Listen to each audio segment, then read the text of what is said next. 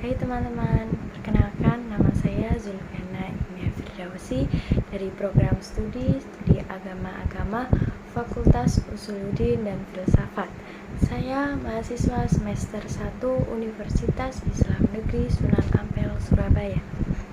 Di sini saya akan memenuhi mata kuliah orientasi studi agama-agama. Nah, langsung saja teman-teman, mari kita masuk ke materi pada berikutnya. Halo teman-teman, di sini aku akan menjelaskan sedikit tentang religion in Islam. Nah, sebelumnya kita seringkali mendengar apa sih agama itu? Nah, langsung saja kita akan membahas tentang religion in Islam. Jadi, teman-teman, ada beberapa tokoh yang mendefinisikan religion in Islam. Yang pertama, dalam teologi perspektif, Ibnu Taimiyah menekankan pentingnya keikhlasan dan ibadah yang hakiki. Ia mendefinisikan agama sebagai sistem keyakinan dan praktek komprehensif yang mengatur hubungan antara manusia dan penciptanya. Baginya, agama berarti mengakui kedaulatan Tuhan, tunduk pada kehendaknya, dan juga mengikuti petunjuknya. Kemudian,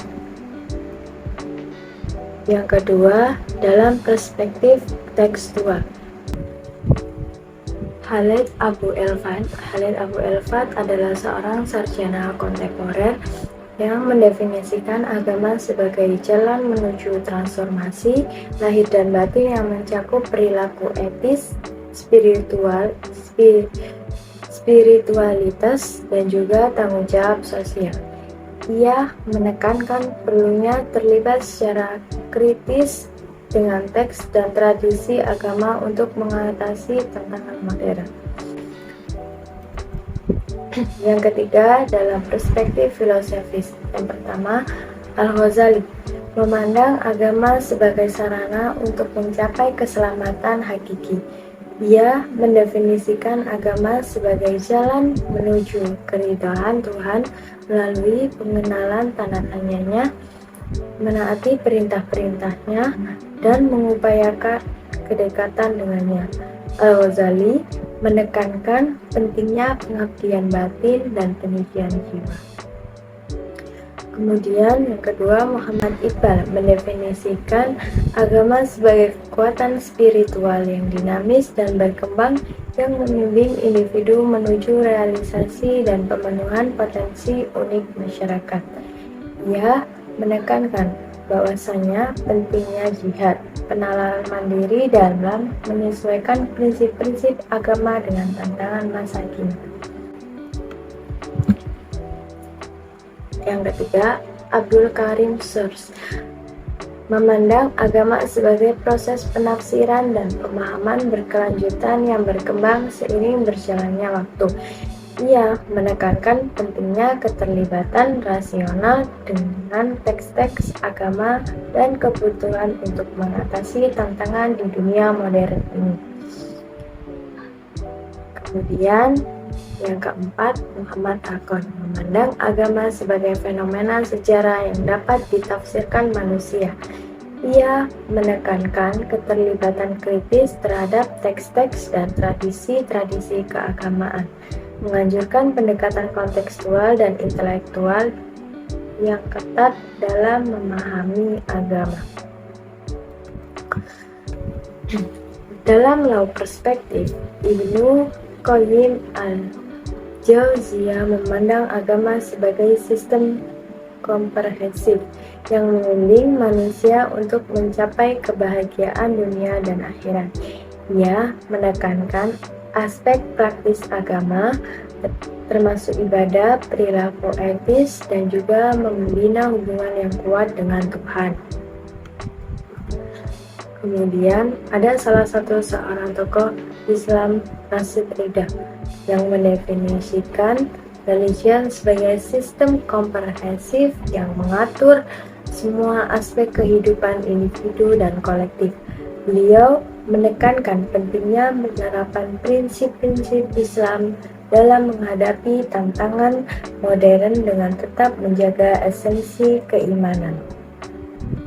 Kemudian ada Sayyid Qutb, menganggap agama sebagai cara hidup komprehensif berdasarkan bimbingan ilahi.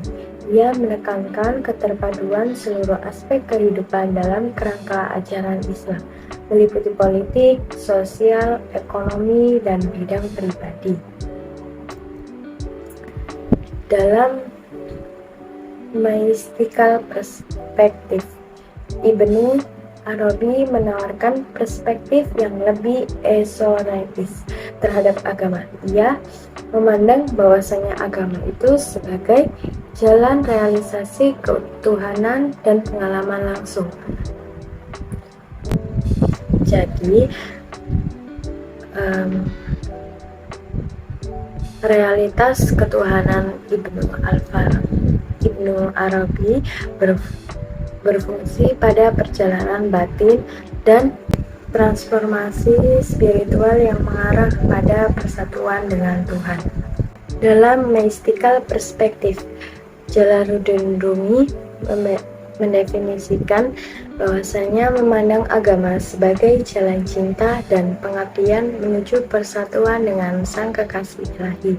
Puisi Rumi juga sering menekankan hal tersebut, kekuatan transformatif cinta dan perjalanan spiritual sebagai pencarian kedekatan dengan Tuhan. Kemudian ada Syah Waliullah Al-Dihlawi, yaitu mendefinisikan bahwasanya agama sebagai seperangkat prinsip yang menjadi pedoman individu dalam menunaikan kewajiban terhadap Tuhan, diri sendiri, dan masyarakat. Beliau juga menekankan keterkaitan antara spiritualitas individu dan tanggung jawab sosial, serta menyoroti pentingnya keseimbangan dan harmoni. Kemudian, dalam sosiologi perspektif, Ali Saryati. Sosiologi Ali Saryati adalah seorang yang berasal dari Iran dan juga pemikir, memandang agama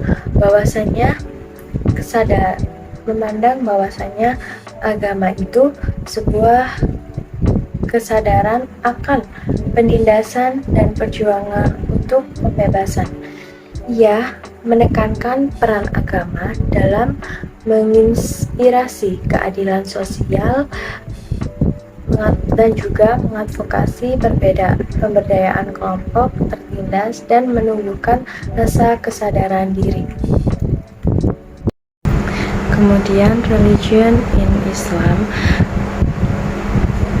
dalam comparative methodological perspective, Zakir Naik memandang bahwasanya agama sebagai cara hidup yang lengkap yang membimbing individu dalam setiap bidang keberadaannya. Di sini ia menekankan kesesuaian Islam dengan sains modern dan mendorong umat Islam untuk mencari ilmu dan terlibat dalam wacana nasional.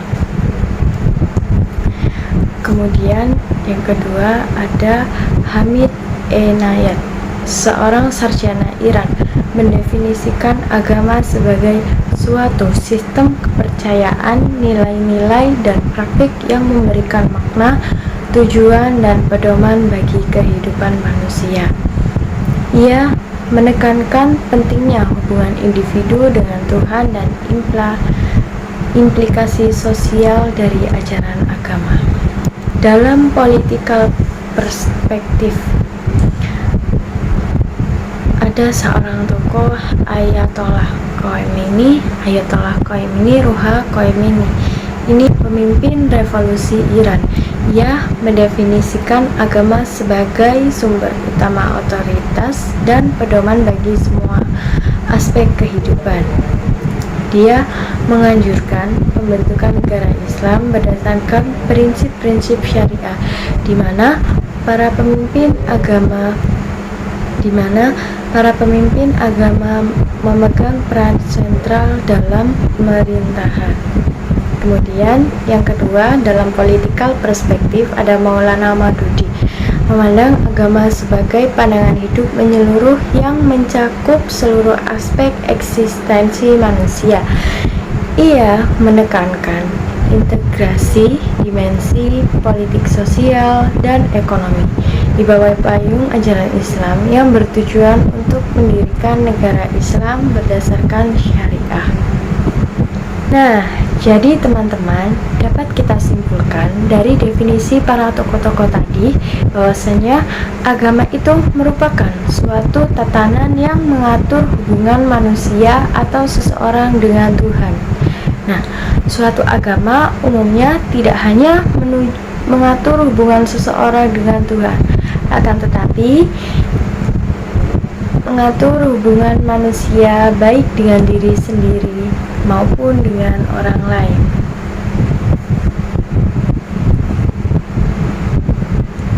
Nah, jadi teman-teman, dapat kita simpulkan dari definisi para tokoh-tokoh tadi bahwasanya agama itu merupakan suatu tatanan yang mengatur hubungan manusia atau seseorang dengan Tuhan.